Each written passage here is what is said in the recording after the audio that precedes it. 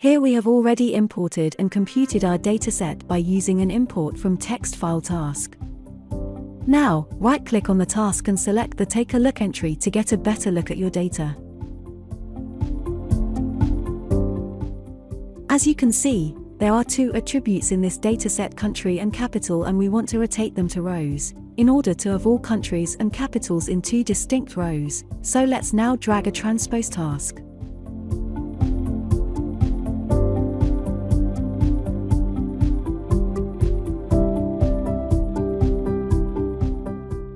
Open the transpose task and leave the two checkboxes selected. Compute the task.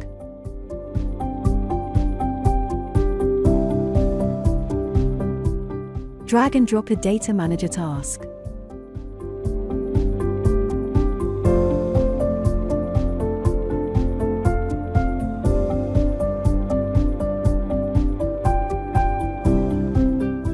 Now, each country and its capital in Europe has its own dedicated row. And here's a neat trick: with the transpose task, you can also switch data from rows to columns.